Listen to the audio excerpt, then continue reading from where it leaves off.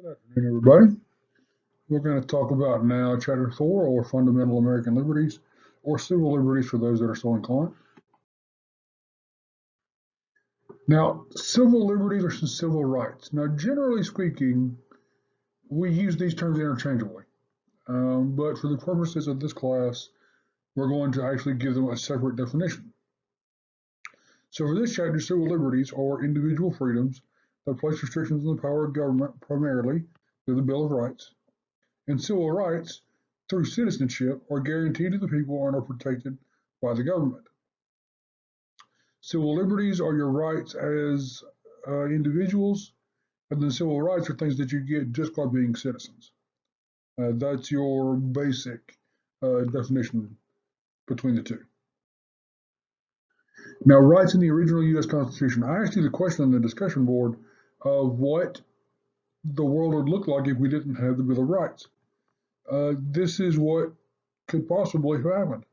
Habeas corpus, or you've probably heard this before, habeas corpus, the right of the accused to be brought before a judge and be informed of the charges and evidence against them. Habeas corpus in Latin means literally present the body. It's literally tell me what happened. Tell me why I'm being accused. Bills of attainder are prevented and made illegal as they allow for specific persons or groups to be arrested, detained, and sentenced without trial. Due process of law is something that we all have in the United States. These things are prevented through the original Constitution. You cannot be held for no reason. And then ex post facto laws are denied as they allow for actions to be made criminal after the fact. A good example of an ex post facto law is things like, especially for firearms lately, you'll see articles that read, the federal government just made thousands of gun owners felons. No. A new law that outlaws a certain thing, like if a new law said that you can't have certain types of barrel links or suppressors on weapons that you already own, they can't take you to jail basically for owning the weapon that you had before the law became law. Okay, so you're safe in that regard. They can't make a law after the fact that sends you to jail. Okay, you can only be tried for laws that are existing. Now, rights and liberties protected by the First 10 Amendments. The First Amendment, obviously, the right to freedom of religion, speech, assembly, and petition the government. Second Amendment, right to keep and bear arms, and to maintain a well-regulated militia. We could have arguments over that, but I'm not going to. The Third Amendment, right not to house soldiers during a time of war. That was a big deal in the Revolutionary era, especially during the Coercive Acts or the Intolerable Acts. Following the Boston Tea Party, Massachusetts especially was targeted because of the Sons of Liberty and their actions on those boats. And the British soldiers could literally knock on their door and sleep in your house, and you would be responsible for them while they were inside of your home. Fourth Amendment, right to secure from unseasonable searches and seizures. The Fifth Amendment, right to criminal cases, including the process and indictment of a grand jury for capital cases, as well as the right not to testify against oneself. I'm sorry, these are really like small on my screen, so I can't quite read them. The Sixth Amendment, right to a speedy trial by an impartial jury. Seventh Amendment, right to a jury trial in civil cases. Civil cases differ from criminal cases in that civil cases award monetary penalties, and you have a right to see a jury in those cases. And when we talk about courts, we'll talk about how, especially in civil cases, there can be you can generally see a more favorable outcome, especially for monetary damages in civil cases, if you get a jury versus just letting a judge decide your case himself. The Eighth Amendment is the right to, let's see, right to not face excessive bail, excessive fines, or cruel and unusual punishment. Excessive bail especially has come under fire recently with some states adding no cash bail. Um, One of the bigger problems in our criminal justice system right now is that we are holding people in jails indefinitely for basic, just for simply being too poor to get out. Bail can be set at $1,000. You got to have $100 to get out. There's a lot of people in the world that don't have $100. Um, it's a sad reality of our criminal justice system, but it's something that is trying to be addressed. But when you address it with no cash bail, for example, it's become controversial because you're letting hardened criminals back out on the street for practically nothing, and it's turned into its whole issue on its own. We'll talk about. Well, I'll try to talk about that in a special lecture about criminal justice reform later on in the semester. The Ninth Amendment, um, rights retained by the people, even if they are not specifically enumerated by the Constitution. This is the guarantee that the Federalists needed in order to get the Bill of Rights ratified in the first place. The Anti-Federalists wanted the Bill of Rights. They wanted a codified set of rights that were guaranteed no matter what inside of the Constitution. The Federalists were afraid that if they started enumerating specific rights into the Constitution, that only those rights would be respected by the federal government. So this amendment guarantees that you have certain natural rights as citizens before the government even comes into your life at all. So that's what that is. And then the 10th Amendment, states' rights to powers specifically delegated to the federal, states' rights to powers not specifically delegated to the federal government. Any power that is not delegated to the federal government specifically, like the coining money, waging war, keeping an army and navy, all those powers that the actual Congress has, states cannot engage in them. But anything that's not inside of those enumerated powers, states can engage in. Now, applying the Bill of Rights to the states. Now, here's the thing.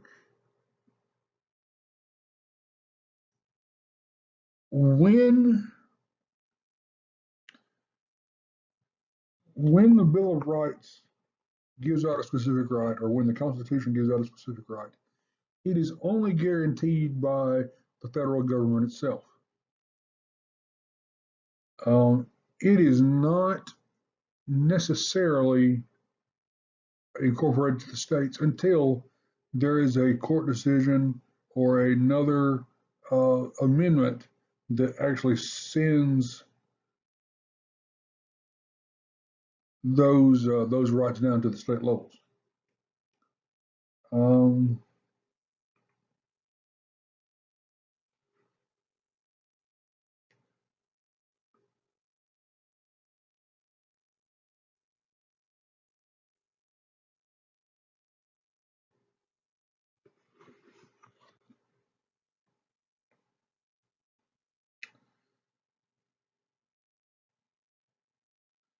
Now, incorporation is when Supreme Court decisions make the protections of the Bill of Rights applicable to the states. That's what I was just trying to say. Is incorporation is the process of actually taking Supreme Court decisions that apply Bill of Rights, actual rights to the states. Gitlow versus New York, 1925. Gitlow was, I believe, he was arrested for publishing communist pamphlets, communist documents in the state of New York. The court upheld his conviction, I believe, but the significance of the decision was that it actually made the First Amendment applicable to the state governments as well. Um,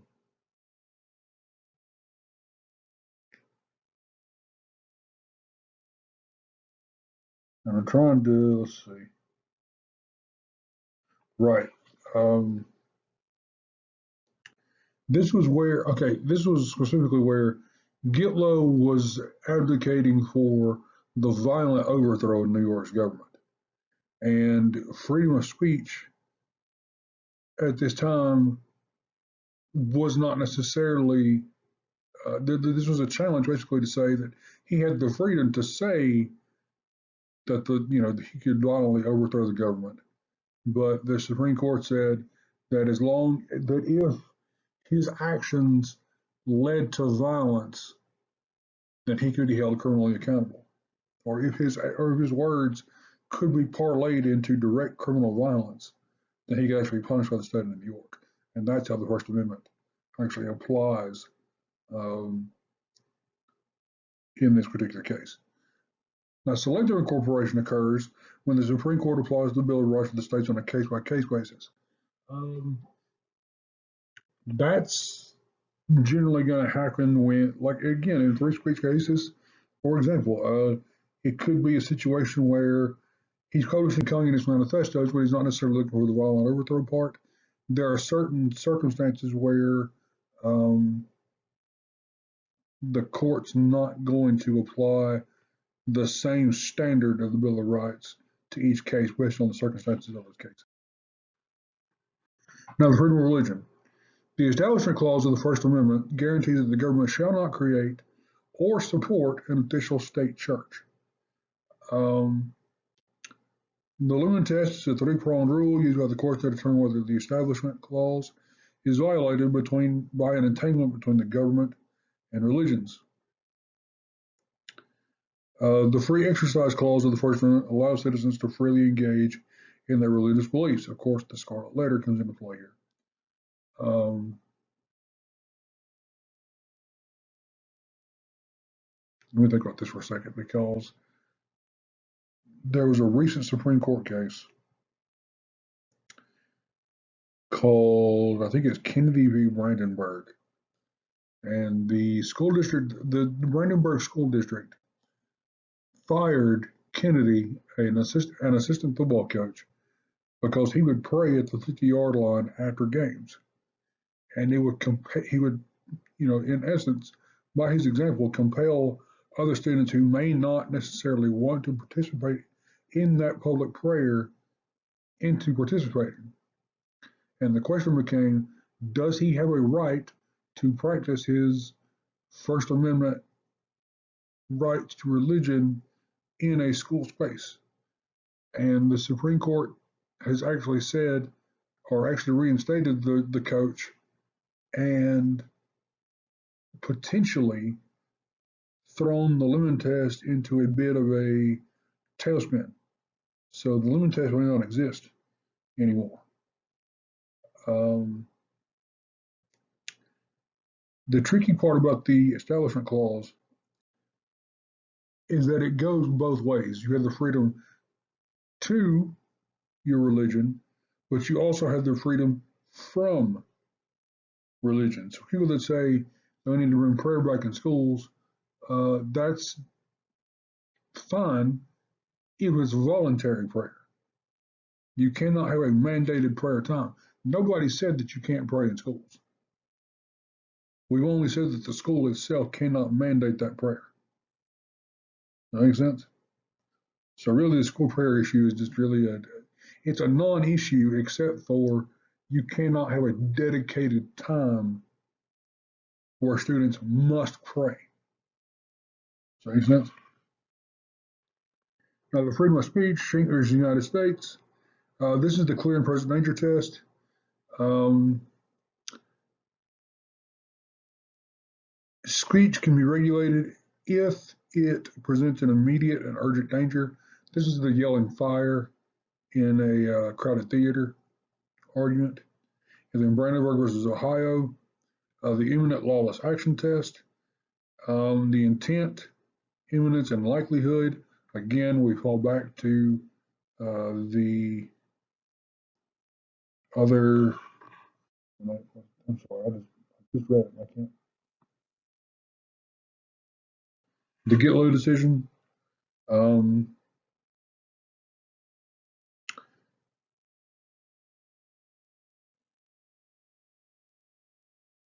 So this case, Brandenburg v. Ohio, emerged following a Supreme Court decision that restricts speech only when it is aimed at producing or is likely to produce imminent lawless action.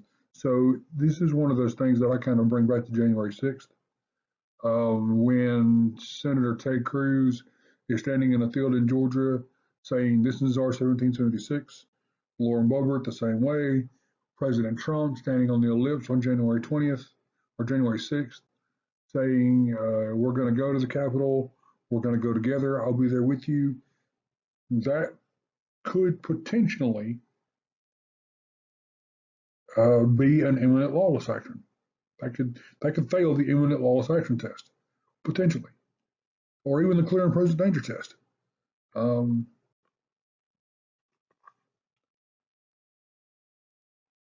If those arguments were ever actually made against the president, I guess we'll see if any of these charges are actually ever brought. Freedom of assembly and obscenity. Freedom of assembly is the right of the people to gather peacefully and to petition the government. You have a right to gather peacefully. You have a right to, as long as you're within city statutes, they have a right to manage those protests as well. And as long as your protest stays within those bounds, the city can, in a general way, allow you to. You can protest as long as you follow the city ordinances. If you want to get into the technicals of it, the Black Lives Matter movement, for example,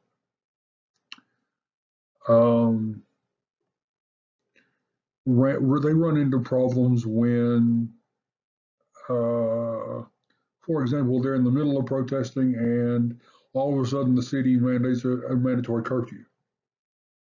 Then the protests always tend to jump out of hand. Or even in Atlanta this past weekend, there was and this hit all the buttons this weekend, a non-binary man using they and them pronouns shot a state trooper. Obviously, the state troopers shot back and killed the man. A protest took place following the shooting of the man because the state troopers all had their body cams off. This obviously creates a bit of a protest. The original protest was against as I understand it anyway, was against a police city or a training city that was being built in the middle of Atlanta. It morphed into a protest against this man's killing, which then morphed into somebody or a group of the protesters setting a police car on fire, which turned into Antifa, which turned into this, which turned into this, which turned into this. And that it gets out of control so quickly, and it's generally inflamed by social media. I don't really have a good handle on that situation yet, so I'll wait to pass judgment on it for now. But generally, when I hear the words Antifa, usually it's not that. I haven't seen any evidence that Antifa is the threat that the Republicans say they are. They're not quite as organized, at least as I would imagine them to be as big a threat. Now, I'm not saying that what happened was wrong or wasn't wrong. He shouldn't have shot the cop to begin with. Like, that's just point blank period. You can individualize these things and say he shouldn't have shot the cop. They shouldn't have set the car on fire. You know, it is a mostly peaceful protest, except for those groups that break out and do these things. And in the same way that one bad cop spoils the bunch, one bad protester spoils that bunch too. There is a way to individualize these situations. But moving on. Petitioning the government. I guess let me go back for 1 second. Assembly is fine as long as you do it peacefully, period. And that'll be the end of that. And then you have the right to petition the government. You can actually go to there's like a petition.gov website. And as long as you get the recommended, or not the recommended, but the required number of signatures, the White House actually has to respond to that petition under the Freedom of Assembly and Vicinity Act of the First Amendment. And there have been a bunch of funny petitions like aliens at Area 51 and official government responses. So if you actually, I'll have to try to find that website and post it somewhere, but there is a post, or there is a website somewhere where you can petition the government for a redress of grievances or to answer your questions. They don't necessarily have to give you they're not going to give you exactly what you're looking for necessarily, but they will answer your question. And then the Miller test in 1973 emerged following the U.S. Supreme Court ruling which the definition of vicinity must be based on local standards. This led to the famous saying by one of the justices that I'll know pornography when I see it.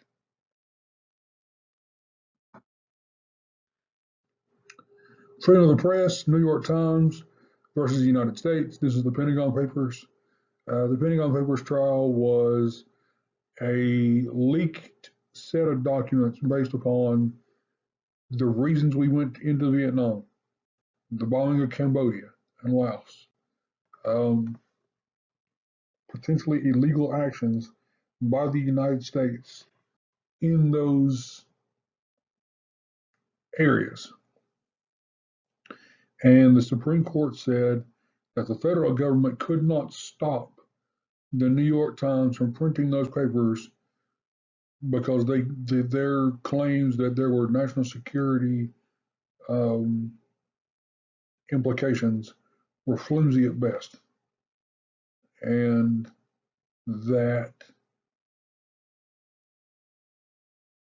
they were going to take more of a political hit, basically, than an actual national security hit, and therefore the New York Times could go ahead and print. But when they do stop them, that process is called prior restraint, or a restriction or censorship of or punishment for okay, let me say it again. Prior restraint is a restriction or censorship of or punishment for the expression of ideas before the ideas are printed or spoken. There is a system of checks in place to stop things from being published before they are actually done. A way to actually silence a book, an interview, et cetera, before they are actually released to the public. Less so now in the age of, like I could record whatever I want to on YouTube and upload it to the internet. Less so now, but still relevant. It's prior restraint. And again, this is where the bombing was taking place at the Plain of Jars in Laos. And then North Vietnam, South Vietnam, Cambodia, Laos. Libel and slander. Libel is the written defamation of character for public officials. Okay, so if I write that Donald Trump was an idiot, he cannot sue me for libel. That's an opinion. But if I try to say something that's untrue about Donald Trump, trying to simply defame his character, like I know for a fact that Donald Trump has raped 5 women, but I don't actually know that. And I'm saying it with the actual intent of stopping Donald Trump from becoming president again. That's actual malice or intent. Very difficult to prove in court, or if I write it, excuse me. Very difficult to prove in court, the actual malice part, but it has been done. And then slander is the spoken defamation of character. That's when you get online and do the same thing. or you do an interview that does basically the same thing. The Second Amendment, of course, the right to bear arms. I'm sorry, my dog's going to bark in the background. The Brady Handgun Violence Protection Act of 1993. James Brady was the press secretary for Ronald Reagan.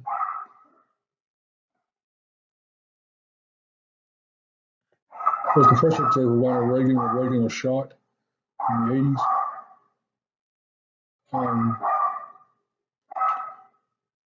The Brady Group actually put forth a series of, and they still do, they still publish handgun statistics, they publish gun control ads, they push for any type of background checks. But this act in particular instituted background checks for potential handgun purchases. In 1994, the Violent Crime Control and Law Enforcement Act, or the AR ban, instituted a 10-year ban on the sale of semi-automatic assault rifles. And then in 2004, the Supreme Court ruled that it is, this is Justice Alito, who is just a special person. It is clear that the framers counted the right to keep and bear arms among those fundamental rights necessary to our system of order and liberty. Alito is probably the most conservative of all the conservatives on the court. He is militantly conservative.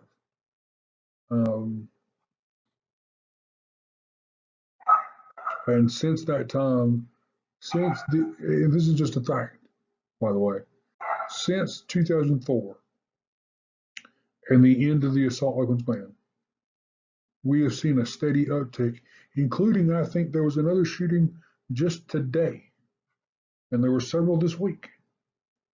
We have seen an uptick of violence in the last 20 years that is just insane. I don't know what causes it.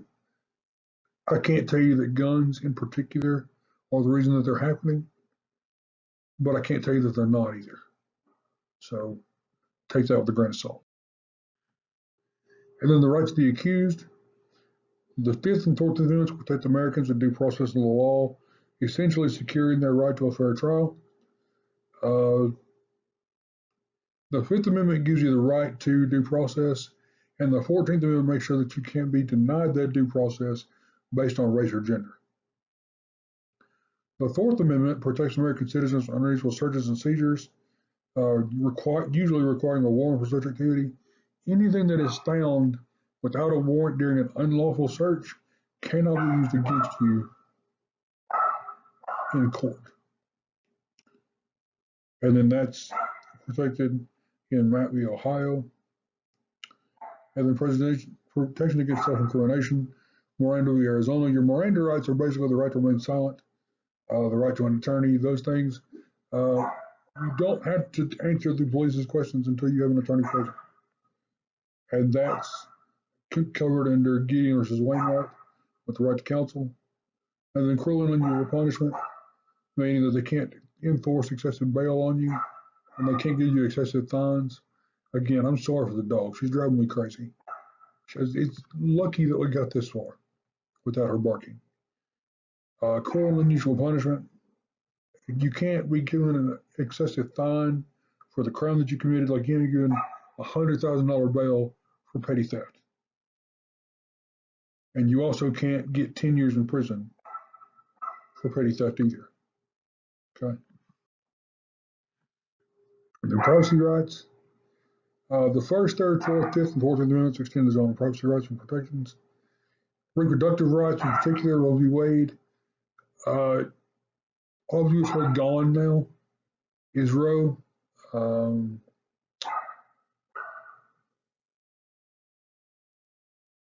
The 14th Amendment due process clause, first, fourth, fifth, and ninth. as well as his was overruled by Dobbs versus Jackson. This is the decision that returned abortion jurisdiction to the states.